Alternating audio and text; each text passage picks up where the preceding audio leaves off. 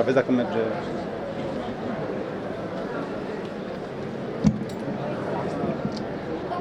Okay.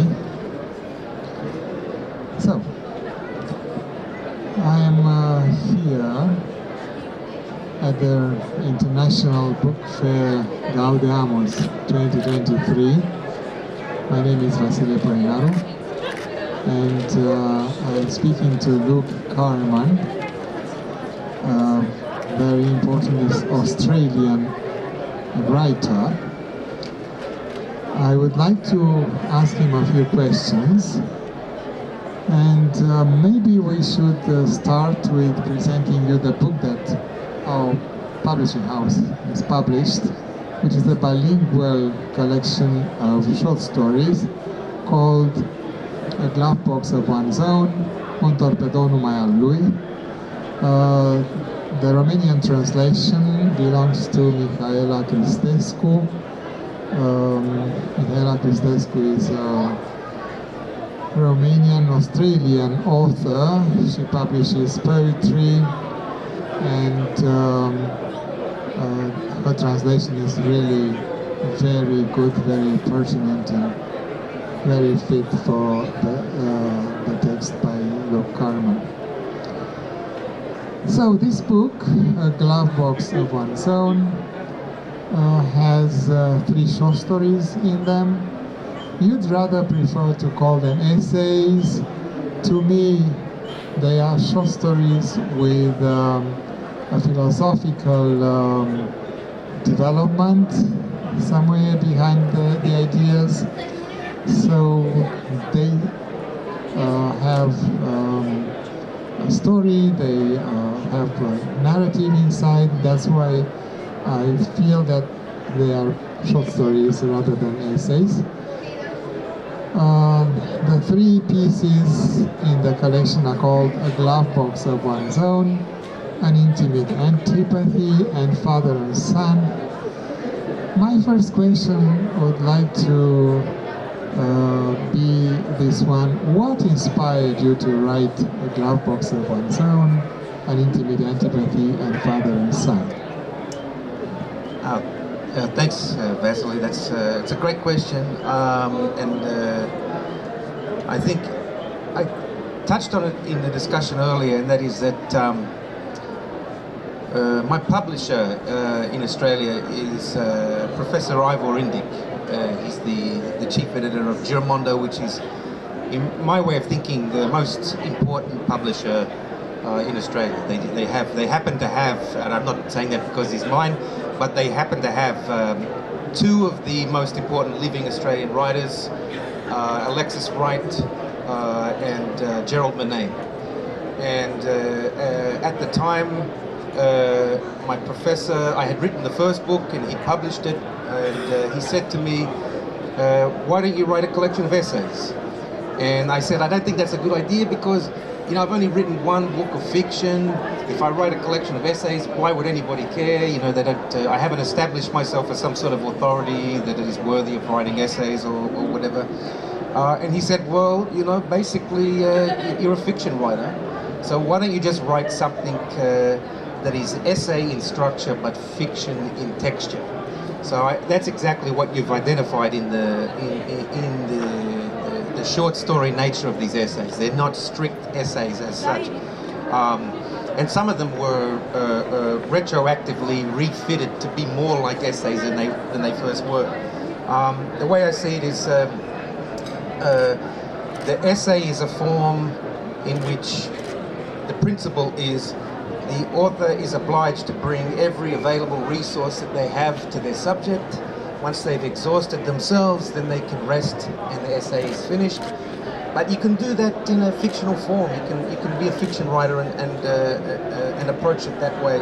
And that's what I've tried to do. And one of my inspirations for that was the author I've already mentioned, Gerald Murnane. His essays are really kind of indulgent to his style. Like his style doesn't waver from fiction to essay.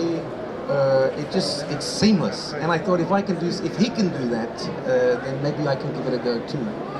So those are the two inspirations. One was I was writing for my editor and publisher, who I love, and the other one was Gerald Benane's effect on the essay form itself, which I think is a unique contribution to Australian literature.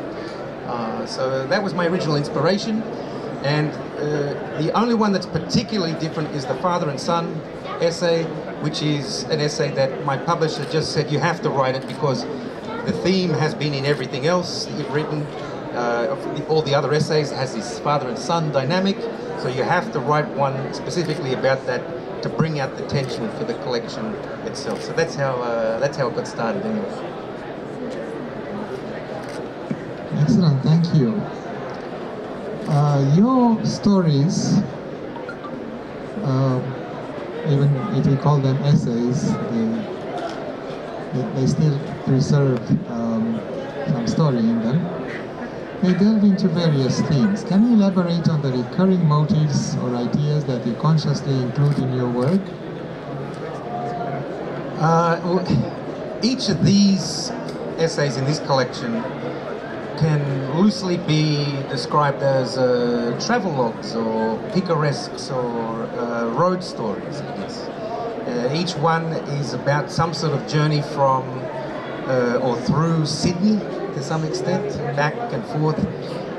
And probably that comes from the original inspiration for me to be a writer, which was this kind of embarrassing for a young man to admit, I was young when I wrote these, that they were influenced by Jack Kerouac, largely. And people roll their eyes if you say that now, but that's on the road. I never broke out of this kind of Harold Bloom anxiety of influence grip that Jack Kerouac had on me, and then that's just throughout all these essays. They're kind of an accumulation of details from Sydney, and they do have some sort of political argument built into them, but it's very minor. And without the Australian context, it's hard to pick up on that. But they're really kind of a semi-poetic attempt to capture the particulars of Sydney and Western Sydney, especially. And I think those are the recurring energies, the recurring dynamics throughout travel. The overwhelming kind of specificity of the writing is about accumulating a sense of place. It's unique to my experience of it, and kind of that's been my aesthetic the entire time. My style is just trying to accumulate a kind of rhetorical effect of accumulated detail, I suppose. It's the essence of it. But the father and son dynamic goes all the way through. And so there's reflections on the writing life in Australia, what it is to be a writer in Australia, which is not a particularly interesting subject. It's kind of a navel-gazing thing, but I tried not to make it too autobiographical. I tried to make it generalized, so that someone, 100 years from now reading it will see that it's a universal, basically, it's a universal experience. Because I think writers are generally a kind of breed of their own, and so the experiences don't change too much, I suppose, despite the social conditions. But I think those are the recurring principles of all the essays. Excellent.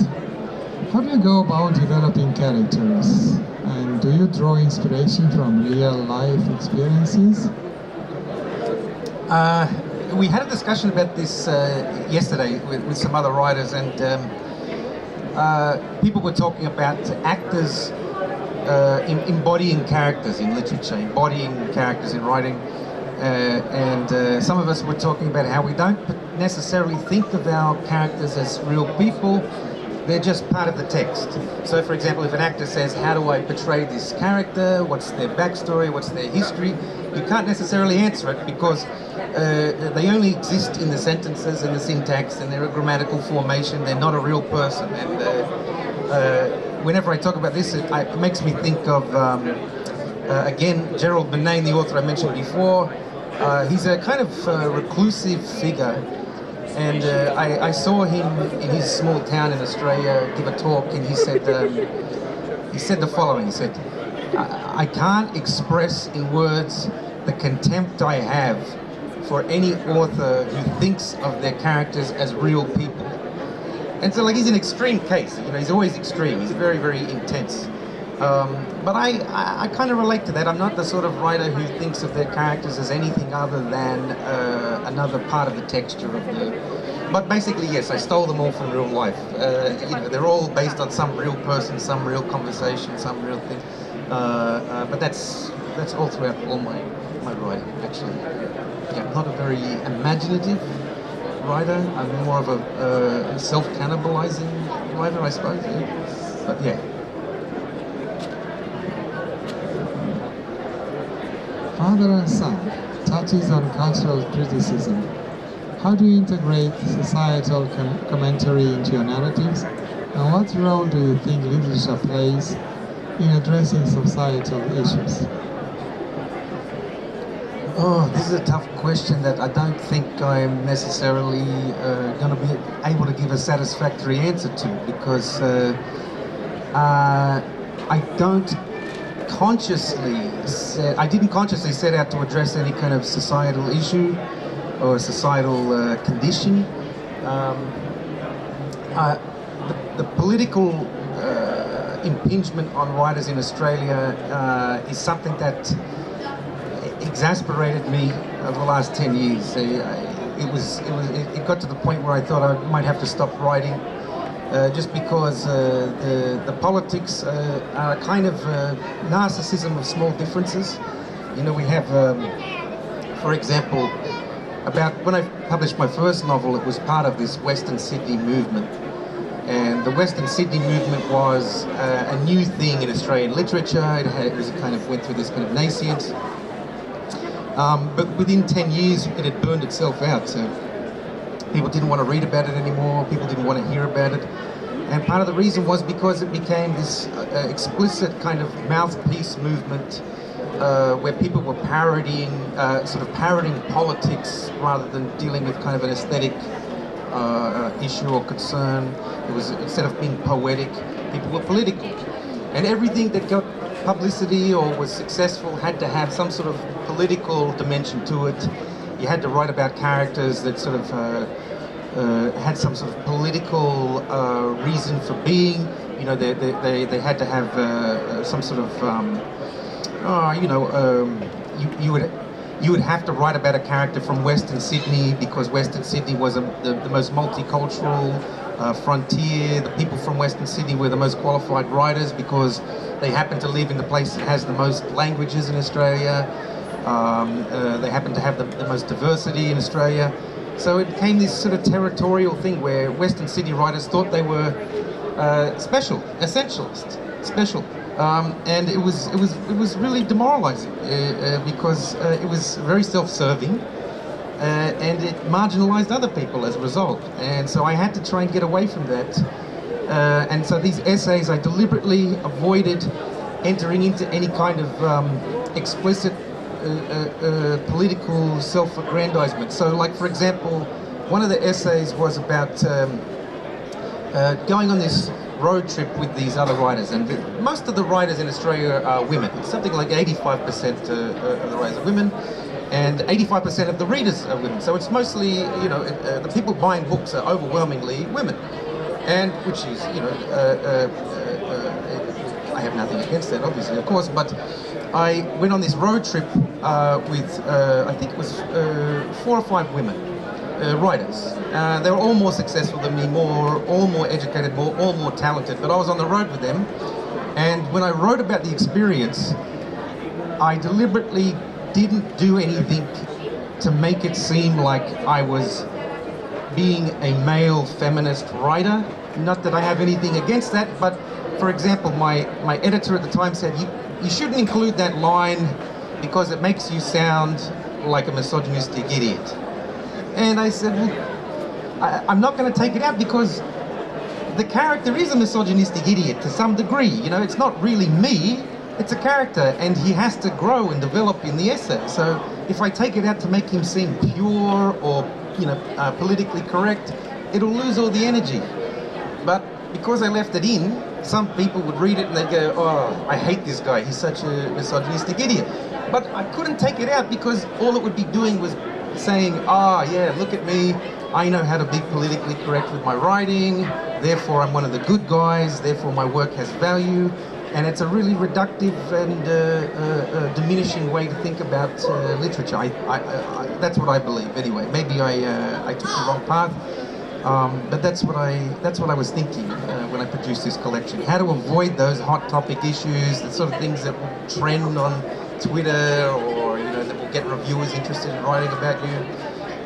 So it's a kind of self-destructive instinct, but that's where it came from, anyway. Yeah, I think you're right. Well, what does your creative process look like? Do you have a specific routine or set of practices that you follow when working on a new piece?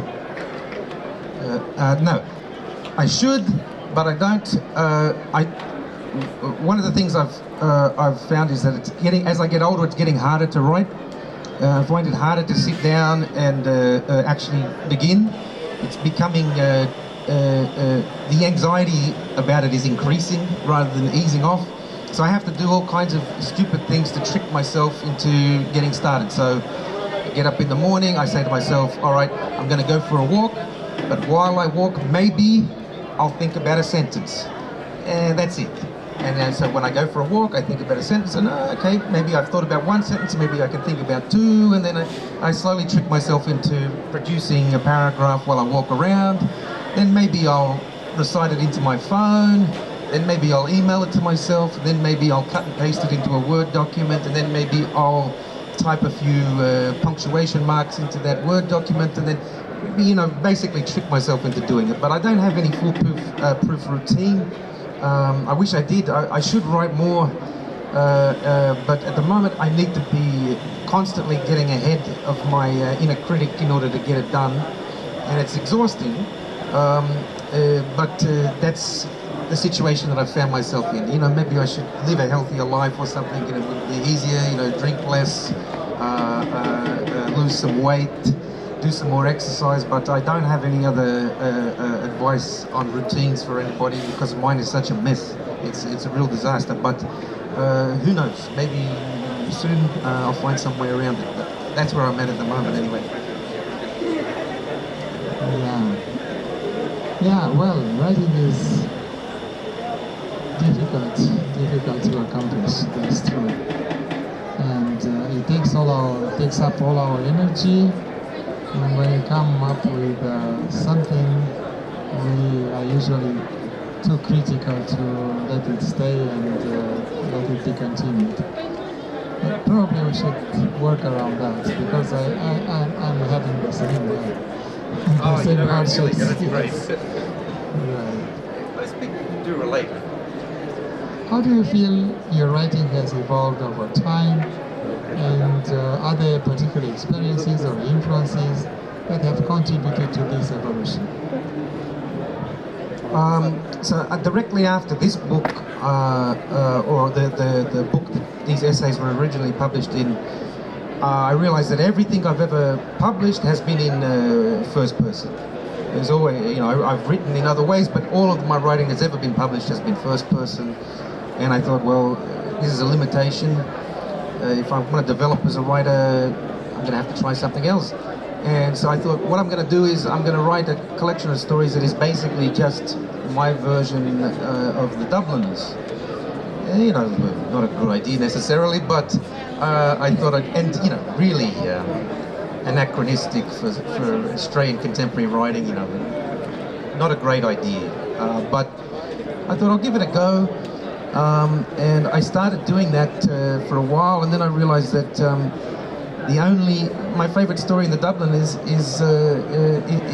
the last story in the collection, and that's the one that James Joyce wrote completely separately. So it has a completely different dynamic. The Dead has a completely different dynamic to the rest of the stories, and since it's the one I was most interested in, I should do that instead. And so eventually what happened is I ended up writing this really bizarre pastiche, homage to the Dubliners, which is also a kind of rip-off of certain stylistic techniques that James Joyce was using in Ulysses. So it was a kind of mess.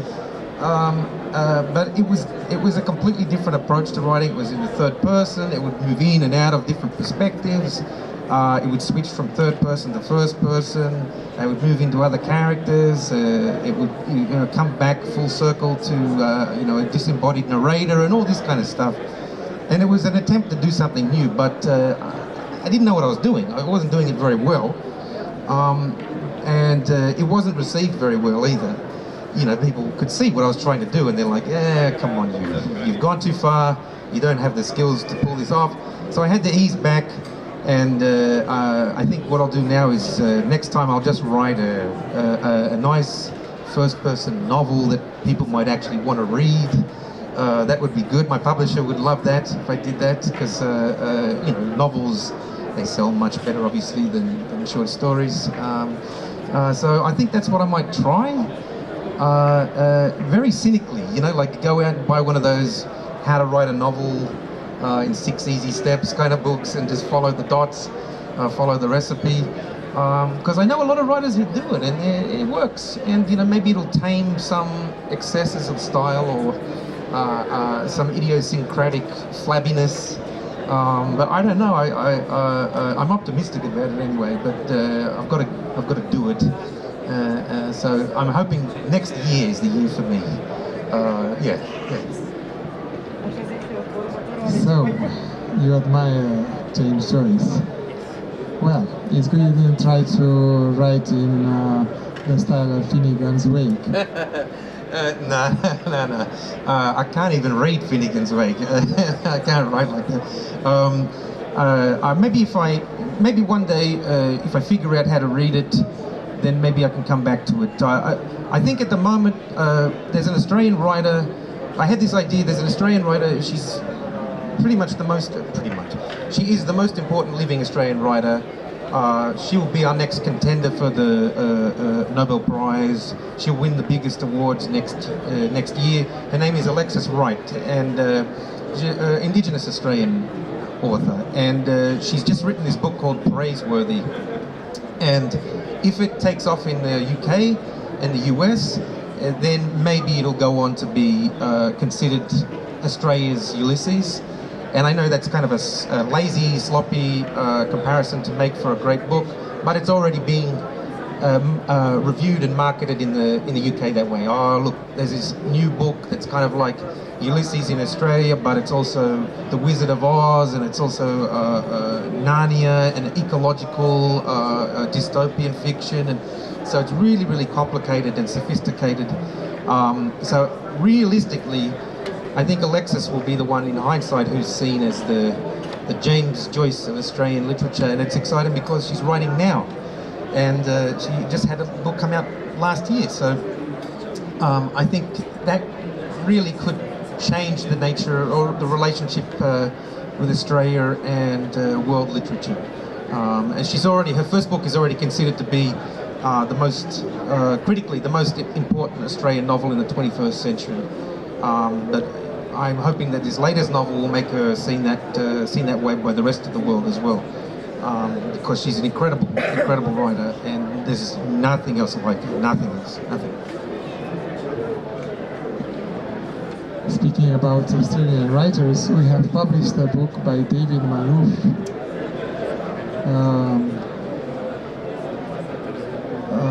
It's An Imaginary Life. It's a novel about Ovidiu, the one that was exiled in Romanian state. Translated by a university teacher, Monica Botez. What can you tell us about David Malouf? I love David Malouf, but I'm not an expert on his work. I can't talk to it, but I can say that my mentor, Ivor Indik, and my publisher, I don't know, I think this is the case, that in some ways David Malouf was a mentor figure to him. And so by influence at a distance. His work has had a really profoundly foundational and shaping effect on my work. But also, I used to run into him at the shopping centre all the time. You know, I used to shop at this Broadway shopping centre in Sydney, and he would come past, and I'd always try and, you know, subtly get his attention so I could say, hey, David Malouf, you know, but he would always avoid eye contact, so I could never get his eye contact. And then one day someone introduced him to me on the street, but because he's such a celebrity, I just freaked out. I panicked. I didn't know what to say. I shook his hand and I said, "Hello, David." And that's all I could say. And he didn't say anything, so it was extremely awkward and uncomfortable. But that's most I can say about David Malouf without making a fool of myself, because I don't know his work well enough. I think he's an amazing writer. I know his style and I know his aesthetic, and he's incredible. And he's obviously one of our great writers. And I didn't know that he'd published his work, so that's really incredible. That's really wonderful to be part of that too. So yeah.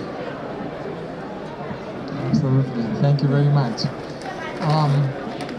How do you hope readers will connect with or interpret your stories? Is there a specific impact or emotion you aim to evoke?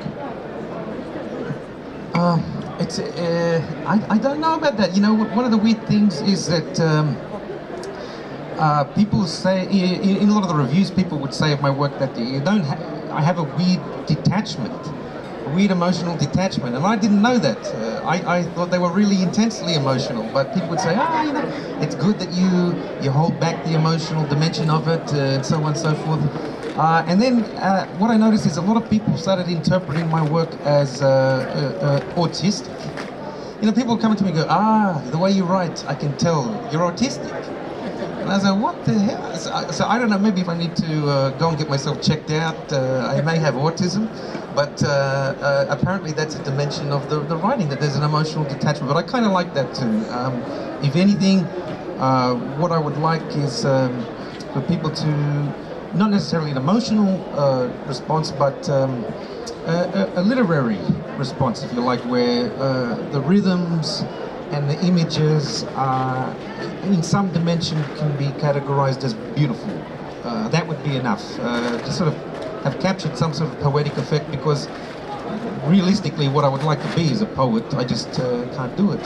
And so I try to imbue the prose with some sort of poetry. I don't know if it's there, it's not for me to say, but that's what I really would hope that people would take away, is some sense of poetics in the style, because to me that's everything. That's what I'm trying to accomplish, I think, as a writer. So you've told me about your work on the novel. Do you have any other project apart from that in the realm of writing? The other thing that I'm involved with is a community of writers. Where I work, the Western Sydney University, there's so many young writers, and it's a really strong scene. It's kind of a little bit like what I've seen here in Romania, where I've been, the people I've been hanging out with, you know, young, emerging, exciting, avant-garde writers. That has been really exciting to see. And there's a little bit of that. There's that kind of energy back in Western Sydney, where I work with very young people at the university, and that's my other commitment, is trying to be a part of that somehow, or at least not be a hindrance to it, because it's a contentious area, Western Sydney writing. So the students need guidance, I think, and they need people who aren't going to get in their way, and they need people who aren't going to be gatekeepers and try to keep the younger generation out. So that's my other commitment, is working with other writers, and that means putting together, you know, anthologies and editing things, and working for magazines, going to events, reviewing people's work and giving them feedback and all this sort of thing. And so that's the other major writing tasks that I have beside my own work.